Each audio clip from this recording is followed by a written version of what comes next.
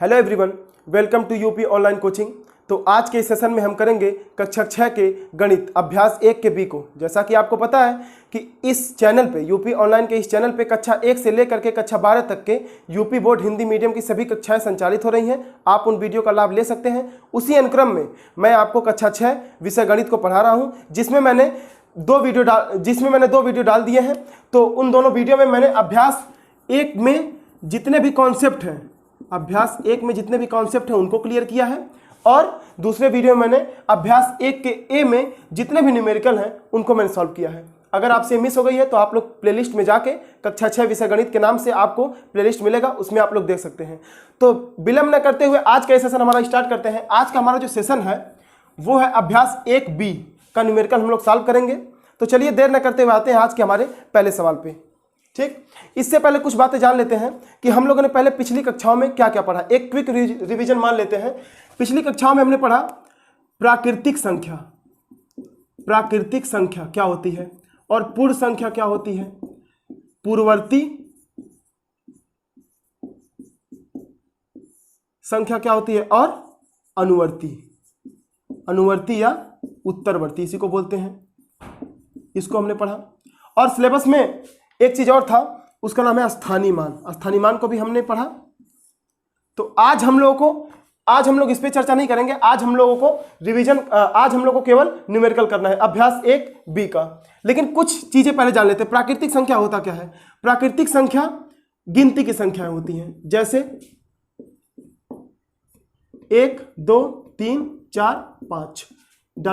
Infinite. पूर्ण संख्या क्या होती है? जब प्राकृतिक संख्या परिवार में 0 को ऐड कर दिया जाता है तो प्राप्त संख्या परिवार पूर्ण संख्याएं कहलाती हैं। ठीक, तो इसमें क्या हो जाएगा? 0 1 2 3 4 5 6 7 ... इनफाइनाइट। पूर्ववर्ती क्या होता है? पूर्ववर्ती मतलब प्राकृतिक संख्या के एक पहले की संख्या, एक पूर्व की संख्या। पूर्व मतलब पहले। तो जो प्राकृतिक संख्या, मान लीजिए आपने कोई भी प्राकृतिक संख्या ली, इसमें से कोई भी लीजिए। मान लीजिए अगर 5 लेंगे तो इसका पूर्ववर्ती 4, 4 लेंगे इसका पूर्ववर्ती 3, 3 लेंगे इसका पूर्ववर्ती 2। और अनुवर्ती या उत्तरवर्ती क्या होता है? अनुवर्ती या उत्तरवर्ती, इसका मतलब अनु मतलब बाद में, उत्तर मतलब भी बाद में, यानी कि कोई भी प्राकृतिक संख्या हो उसके बाद वाली संख्या, जस्ट एक बाद वाली संख्या। 2 का अनुवर्ती 3, 3 का अनुवर्ती 4, 4 का अनुवर्ती 5। इसी तरीके से हम लोग आगे करते जाएंगे। और स्थानीय मान को ही मैंने बताया, थोड़ा सा इसमें भी चर्चा कर लेते हैं। मान लीजिए कोई वैल्यू दी है 1 5 6। अब इसमें देखिए, स्थानीय मान के साथ साथ हम लोगों ने एक चीज और पढ़ा था। एक होता है स्थानीय मान, एक होता है अंकित मान या वास्तविक मान। अंकित मान या वास्तविक मान, फेस वैल्यू, इंग्लिश में इसको बोलेंगे फेस वैल्यू। तो फेस मतलब क्या? फेस मतलब चेहरा। चेहरा मतलब क्या? जो हमको दिखता हो। तो इसमें एक का जो फेस वैल्यू होगा वो एक ही होगा, जो हमको दिख रहा है वही है। 5 का फेस वैल्यू 5, 6 का फेस वैल्यू 6। लेकिन स्थानीय मान यानी प्लेस वैल्यू सबका अलग अलग होगा। क्यों? क्योंकि सभी अंक अलग अलग स्थान पे है। जैसे 6 जो है ये इकाई के स्थान पे है, 5 जो है ये दहाई के स्थान पे है, और 1 जो है ये सैकड़े के स्थान पे है। मैंने बहुत ही डिटेल में पिछले वीडियो में पढ़ाया है, यहां पे बस थोड़ा बहुत जानते हैं। तो अब देखिए, 6 का जो स्थानीय मान होगा वो क्या होगा? 6 गुणे इकाई के स्थान पे है तो 6 गुणे इकाई यानी कि 1 बराबर 6। क्लियर है? 5 का स्थानीय मान क्या होगा? Place value 5। अब ये दहाई के स्थान पे है तो इसमें किससे गुणा होगा? 10 से, तो क्या हो जाएगा? 50। अब इसमें 1 जो है सैकड़े के स्थान पे है तो सैकड़े में क्या? 1 गुणे 100 बराबर क्या हो जाएगा? 100। पिछले वीडियो में बहुत ही डिटेल में बताया, अगर आप लोगों ने नहीं देखा है तो उसको जाके देख लीजिए प्लेलिस्ट में जाके। अब इस पर चर्चा मैं नहीं करूंगा। अब आता हूं सीधे अभ्यास 1 बी के सवाल पे, पहले सवाल पे। तो पहला सवाल हम लोग का क्या कहता है, चलिए देखते हैं। पहला सवाल ये कहता है, निम्नलिखित सारणियों में रिक्त स्थानों की पूर्ति के लिए सारणी के नीचे 4 विकल्प दिए गए हैं, जिनमें से केवल एक ही सही है। सही विकल्प चुनकर रिक्त स्थानों की पूर्ति कीजिए। पहला सवाल ये कहता है, पहला सवाल पहले लिखते हैं।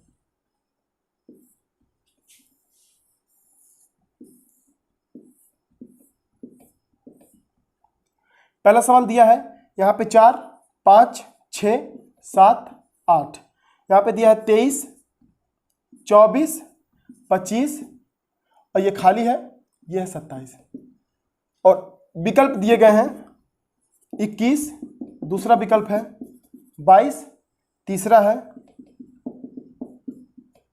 26 और चौथा विकल्प है 28। अब हमको इन ऑप्शन में से देखना है कि इस खाली वाले स्थान में क्या रहेगा। तो पहले इस रो को देखते हैं कि इस रो में क्या चीजें हैं। 4 के बाद 5 आया, यानी कि 1 बढ़ा। 5 के बाद 6 आया, इसमें भी 1 बढ़ा। 6 के बाद 7 आया, इसमें भी 1 बढ़ा। 7 के बाद 8 आया, इसमें भी 1 बढ़ा। इसी प्रकार से इसको मिलाते हैं। अगर ये मेल खाता है तो वही इसमें रिक्त स्थान में भर देंगे। 23 के बाद देखिए 24 आया, 1 बढ़ा। 24 के बाद 25 आया, 1 बढ़ा। 25 के बाद अगर यहाँ पे 26 हो तो यहाँ पे 1 बढ़ेगा, और 26 के बाद 27 तो 1 बढ़ ही रहा है। तो क्या हो जाएगा इसके स्थान पे 26, ऑप्शन सी, यानी कि ऑप्शन तीसरा सही है। इसी प्रकार से दूसरा भी दिया हुआ है। दूसरा सवाल क्या कहता है? दूसरा सवाल यह कहता है 9 8 7 9 8 7 6 5 6 5 और दिया गया 35 34, ये खाली है 32 31। आप लोग समझ गए होंगे, उसमें 1 1 बढ़ रहा था और इसमें क्या हो रहा है 1 1 घट रहा है। 9 के बाद 8, 8 के बाद 7 और 7 के बाद 6, यानी कि 1 घटा, -1 -1 -1। 6 के बाद 5 -1। इसी प्रकार से इसमें हम लोग देखेंगे 35 से 34 -1, तो 34 से भी माइनस अगर 1 होता है और यही रूल अगर आगे भी फॉलो करता है तो वही यहाँ पे भरा जाएगा। 34 के बाद अगर हम लोग यहाँ पे 33 भर दे -1 करके, तो 33 के बाद -1 32 और 32 के बाद -1 31। क्लियर है? तो इसमें क्या हो जाएगा, इसमें आपका हो जाएगा 33, सॉरी मैंने 35 लिख दिया, लेकिन ये रहेगा 33। तो ऑप्शन क्या सही है? ऑप्शन बी दूसरा सही है, 33। अब तीसरा सवाल हमारा ये कहता है निम्नलिखित प्रश्नों में 4 विकल्प दिए गए हैं, सही उत्तर छांट कर लिखिए। तीसरे का जो क्या कहता है 13 की अनुवर्ती प्राकृतिक संख्या बताइए। अब इसको मैंने बहुत डिटेल में पढ़ाया, इसको तो मैं चाहूंगा कि आप ही लोग बताइए, लेकिन फिर भी मैं इसको बता देता हूं। क्या दिया है 13 की अनुवर्ती। तो अनु मतलब क्या होता है? अनुज मतलब छोटा नहीं होता, अनुज मतलब बाद में, यानी कि जो आपसे बाद में पैदा हुआ है। वैसे हम लोग कहते हैं मेरा अनुज है, तो अनुज मतलब छोटा नहीं होता है। अनुज मतलब ये होता है कि जो मुझसे बाद में आया हो। जैसे मान लीजिए मैं अपने बड़े भैया का अनुज हूं, तो इसका मतलब मैं अपने बड़े भैया के बाद पैदा हुआ हूं। तो 13 की अनुवर्ती संख्या प्राकृतिक संख्या ज्ञात कीजिए। 13 की अनुवर्ती प्राकृतिक संख्या हमको बतानी है। तो अनुवर्ती मतलब बाद में, और मैंने आपको एक ट्रिक बताया था कि अगर 13 की अनुवर्ती पूछ रहा है तो उसमें 1 ऐड कर दीजिए, अगर पूर्ववर्ती पूछ रहा है तो उसमें से 1 घटा दीजिए। तो अनुवर्ती पूछ रहा है तो क्या करेंगे 13 में 1 ऐड कर देंगे, तो 13 क्या हो जाएगा 14। तो क्या सही है 14। इसी प्रकार पूछा 27 की पूर्ववर्ती संख्या प्राकृतिक संख्या है। इसको आप लोग कीजिएगा, अगर नहीं आएगा तो कमेंट सेक्शन में पूछिएगा, मैं उसका जवाब दे दूंगा। और अगर फिर भी नहीं आता है तो आप लोग एक काम कीजिएगा कि आप लोग मुझे कमेंट बॉक्स में मैसेज कीजिएगा, मैं उसको इसके लिए एक अलग सेशन ले लूंगा। जो सवाल छूटे हैं मैं उसके लिए हर सवाल के लिए एक अलग सेशन ले लूंगा। अभ्यास 1 के ए में भी मैंने कुछ सवाल छोड़े हैं, तो उसमें जो चीज़ छूटेगी, जो आपको नहीं आएगा, उसका मैं अलग एक सेशन ले लूंगा, और इसमें भी जो छूटा रहेगा उसका भी मैं एक अलग सेशन ले लूंगा। दूसरे का जो क्या कहता है 6 की अनुवर्ती प्राकृतिक संख्या है, यह भी वही सवाल है, इसको आप लोग कीजिएगा। 15 की पूर्ववर्ती प्राकृतिक संख्या है, तो इसको भी आप लोग कीजिएगा, सरल है। अब आते हैं चौथे सवाल पे। निम्नलिखित कथनों में सत्य और असत्य छांटिए। पहला क्या है, 1 सबसे छोटी प्राकृतिक संख्या है। तो प्राकृतिक संख्या मैंने आपको क्या बताया था, अभी मैंने आपको बताया प्राकृतिक संख्या मतलब गिनती की संख्या। तो गिनती की संख्या कहाँ से शुरू होती है? 1 से। 1 2 3 4 5 6 7 ... इनफाइनाइट। तो 1 सबसे छोटी प्राकृतिक संख्या है, हमको ये असत्य और सत्य छांटना है। जी हाँ, 1 सबसे छोटी प्राकृतिक संख्या है। प्राकृतिक संख्या में सबसे पहले कौन आता है? 1। तो क्या हो जाएगा? ये क्या हो जाएगा? ये हो जाएगा सत्य। अब दूसरा दिया है संख्या रेखा पर निरूपित किसी प्राकृतिक संख्या की दाहिनी ओर प्राकृतिक संख्याएं उससे छोटी हैं। देखते हैं, मान लीजिए एक संख्या रेखा है, ठीक। इस पे क्या कर रहा है? संख्या रेखा पर निरूपित किसी प्राकृतिक संख्या, मान लीजिए कोई प्राकृतिक संख्या आपने दर्शा दिया, 1 2 3 4 5 6 7 8। अब क्या पूछ रहा है? प्राकृतिक संख्या की दाहिनी ओर की प्राकृतिक संख्या उससे छोटी होती है। यानी कि मान लीजिए आपने कोई प्राकृतिक संख्या ले लिया 3, तो यह पूछ रहा है कि इसकी दाहिनी ओर की संख्या क्या उससे छोटी होती है? जी नहीं। 3 के बाद अगर हम लोग दाहिनी तरफ जाएंगे तो 4 होगा, 4 के बाद हम लोग दाहिनी तरफ जाएंगे 5 होगा, यानी कि वो उससे बड़ी प्राकृतिक संख्या होती है। तो क्या हो जाएगा? ये स्टेटमेंट क्या हो जाएगा? गलत हो जाएगा। तो क्या हो जाएगा? ये असत्य। तीसरा सवाल क्या कहता है चौथे का? 101 से बड़ी क्रमागत संख्याएं, 101 से बड़ी क्रमागत संख्याएं 102, 103, 104 हैं। तो देखते हैं, 101 से कह रहा है बड़ी क्रमागत संख्याएं 102, 103, 104 हैं। तो 101 में अगर हम एक जोड़ें तो 102, और 102 में फिर हम एक जोड़ें तो 103, और 103 में हम फिर एक जोड़ें तो क्या हो जाएगा? 104। तो क्या कह रहा है? 101 में 101 से बड़ी क्रमागत संख्या 102, 103, 104 हैं। तो जी हाँ, ये स्टेटमेंट सही है, क्योंकि 101 से 102 भी बड़ा है, 103 भी बड़ा है और 104 भी बड़ा है। तो ये स्टेटमेंट क्या हो जाएगा? राइट, सही हो जाएगा। अब क्या पूछ रहा है चौथा? 0 एक प्राकृतिक संख्या है? जी नहीं, 0 एक प्राकृतिक संख्या नहीं है। मैंने आपको बताया था प्राकृतिक संख्या मतलब गिनती की संख्या। तो गिनती आप हमेशा कहां से चालू करेंगे? 1 से। ये तो आप गिनेंगे नहीं कि पहला, मान लीजिए अपने आंखों को आपने एग्जाम्पल में लिया, तो अपनी आंखों में आप ये गिनेंगे नहीं कि ये मेरा 0 वाला आंख है, ये मेरा 1 वाला आंख है। जाहिर सी बात है, आप पहले गिनेंगे ये पहली आंख है और ये दूसरी आंख है। तो प्राकृतिक संख्या मतलब गिनती की संख्या, और इसमें पूछ रहा है 0 एक प्राकृतिक संख्या है, 0 पूर्ण संख्याओं में आता है। तो ये स्टेटमेंट क्या हो जाएगा? गलत। पांचवा कहता है 23 एक प्राकृतिक संख्या है। जी हाँ, 23 एक प्राकृतिक संख्या भी है और 23 एक पूर्ण संख्या भी है। तो ये क्या हो जाएगा स्टेटमेंट? ये स्टेटमेंट सही हो जाएगा। अब छठा स्टेटमेंट बोलता है प्राकृतिक संख्याओं में कोई संख्या सबसे बड़ी नहीं होती। ये भी स्टेटमेंट सही है। प्राकृतिक संख्या में कोई भी संख्या सबसे बड़ी नहीं होती। क्यों नहीं होती? मैं बताता हूं आपको। क्योंकि अगर, मैंने आपको बताया था पहले वीडियो में कि सबसे बड़ी प्राकृतिक संख्या लिखना असंभव है। अगर आप पैदा होइए और पैदा होने के वक्त से ही आप कलम उठा लीजिए और लिखते रहिए, मरते दम तक आप लिखेंगे, सबसे बड़ी प्राकृतिक संख्या आप नहीं लिख पाएंगे। चाहे पूरे ब्रह्मांड को आप रच दीजिए अपने कलमों से, लेकिन आप लिख नहीं पाएंगे। तो मान लीजिए आप कोई प्राकृतिक संख्या लीजिए, कितनी भी बड़ी आप प्राकृतिक संख्या ले लीजिए। अब ये पूछ रहा है, ये कह रहा है कि प्राकृतिक संख्याओं में कोई संख्या सबसे बड़ी नहीं होती। तो मैंने आपको बताया ये स्टेटमेंट सही है, लेकिन इसको सिद्ध भी करना है। कैसे ये सही है? तो अब देखिए, इतनी बड़ी प्राकृतिक संख्या आपने लिया, अब हम इसको कैसे कहेंगे कि ये सबसे बड़ी प्राकृतिक संख्या है? भाई प्राकृतिक संख्या, कोई भी प्राकृतिक संख्या सबसे बड़ी नहीं होती। हमेशा उस प्राकृतिक संख्या का अनुवर्ती उससे बड़ा होता है। जैसे इसका अनुवर्ती क्या हो जाएगा? इससे एक, इसमें एक जोड़ दीजिए तो इसका एक अनुवर्ती हो जाएगा। तो इस संख्या से ये अलग हो जाएगा। कैसे? इसको अगर आप जोड़ेंगे तो आ जाएगा 1 के बाद इतनी वैल्यू इसकी आएगी। तो ये जो वैल्यू है इससे बड़ी है।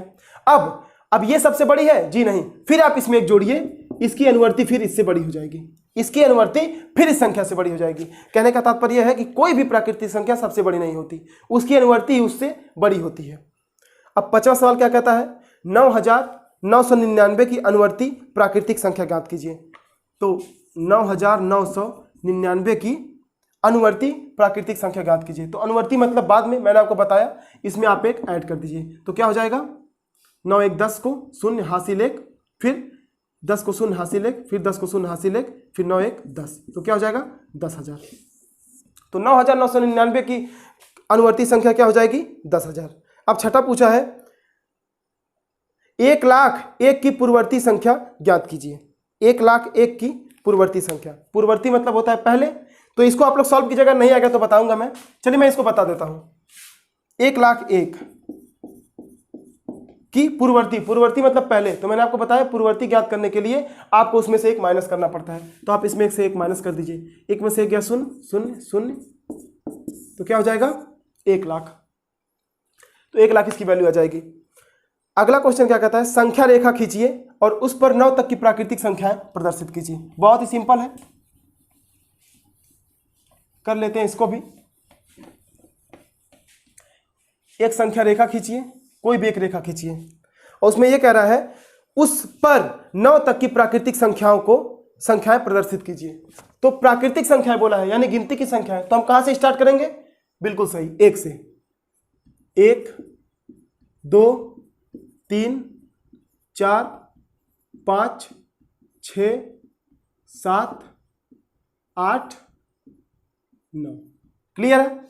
तो इसका आंसर इसी तरीके से लिखा भी जाएगा इसका आंसर, ये आपको ध्यान रहे। और इसकी जो दूरी है ये मान लीजिए मैंने नापा नहीं है इसको कि इसकी दूरी समान और इसकी भी दूरी समान होनी चाहिए, आप लोग लेकिन इसको नाप लीजिएगा, ठीक, मेजर कर लीजिएगा स्केल से एक बार। अगला क्वेश्चन है 8वां क्वेश्चन। 8वां क्वेश्चन क्या कहता है, 4 अंकों की छोटी से छोटी प्राकृतिक संख्या लिखिए, इसकी पूर्ववर्ती प्राकृतिक संख्या ज्ञात कीजिए। तो मैंने आपको छोटी से छोटी संख्या निकालना बताया है। 4 अंकों की सबसे छोटी से छोटी संख्या क्या हो जाएगा, एक बार आप 1 लिख लीजिए और तब तक 0 बढ़ाते जाइए जब तक कि 4 अंक पूरे ना हो जाए। 1 2 3 4 अंक पूरे हो गए, 1 2 3 4 अंक पूरे हो गए, क्लियर है।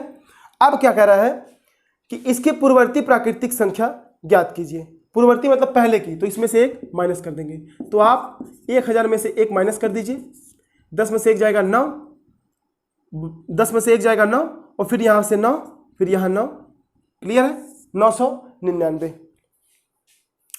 अब अगला क्वेश्चन 9वां क्वेश्चन है, 6 अंकों की बड़ी से बड़ी प्राकृतिक संख्या लिखकर इसकी अनुवर्ती प्राकृतिक संख्या ज्ञात कीजिए। तो 6 अंकों की सबसे बड़ी से बड़ी संख्या बोला है, मैंने आपको बड़ी से बड़ी संख्या भी निकालना बताया है। अगर जितने अंकों की बड़ी से बड़ी बोले उतनी बार हमको 9 लिख देना होता है। क्यों, ये क्लियर है, मैंने बताया पिछले वीडियो में। अगर आपको नहीं समझ में आया है तो पिछला वीडियो प्लेलिस्ट में जाके आप लोग देख लीजिए। क्या बोला है, 6 अंकों की बड़ी से बड़ी प्राकृतिक संख्या लिखकर, तो 6 अंकों की क्या हो जाएगा, 6 बार आप 9 लिख दीजिए। और इसकी अनुवर्ती प्राकृतिक संख्या, अनुवर्ती मतलब आने वाली, आने वाली मतलब बाद वाली, तो इसमें क्या करेंगे हम लोग 1 ऐड कर देंगे, क्लियर है। तो इसको आप लोग 1 ऐड कर दीजिए, क्या हो जाएगा,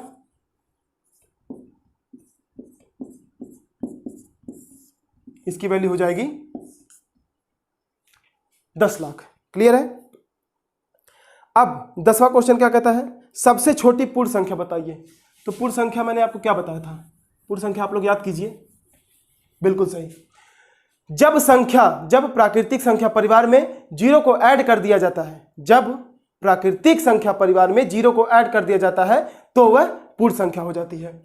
तो प्राकृतिक संख्या होती है 1 2 3 4 5 6 7 डॉट डॉट डॉट इनफाइनाइट तक चलते जाइए, और इसमें हम लोगों को 0 को ऐड कर देना है। तो क्या कर रहा है, सबसे छोटी पूर्ण संख्या बताइए। तो जब 0 को ऐड कर देंगे तो ये पूर्ण संख्याएं हो गई। तो पूर्ण संख्या में सबसे छोटी पूर्ण संख्या बतानी है, तो सबसे छोटी पूर्ण संख्या क्या है, 0। तो आंसर क्या हो जाएगा, 0। अगला क्वेश्चन क्या कहता है, क्वेश्चन नंबर 11, संख्या रेखा पर निम्नांकित पूर्ण संख्याओं को प्रदर्शित कीजिए। दिया है 0 1 2 3 4 5। अब इसको हम लोगों को संख्या रेखा पर प्रदर्शित करना है। तो एक हम लोग पहले क्या करेंगे, रेखा खींचेंगे, एक हम लोग रेखा खींचेंगे और समान दूरी लेकर के इसको प्रदर्शित कर देंगे। तो मैं यहां पे नाप नहीं रहा हूं,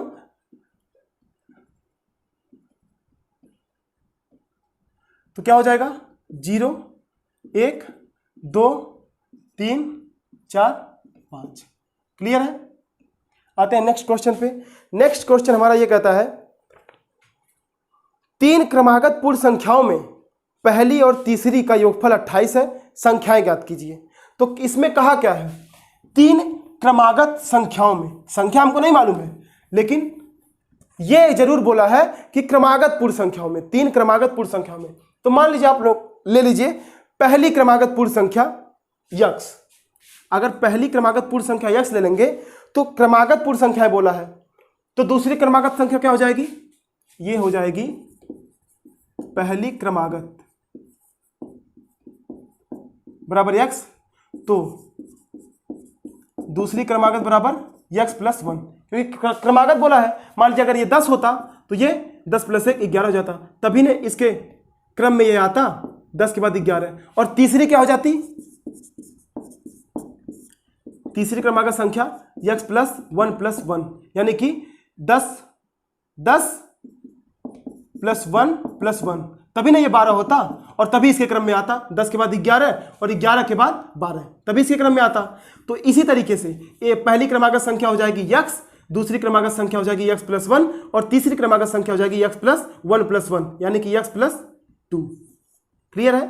अब आगे क्या कहता है, पहली और तीसरी का योगफल 28 है, यानी कि जो पहली क्रमागत संख्या x है और तीसरी क्रमागत संख्या x प्लस 2 है, इन दोनों का योगफल 28 है। तो देखते हैं यक्स और यक्स प्लस 2, इन दोनों का योग कर दीजिए, यक्स प्लस 2 इक्वल टू 28।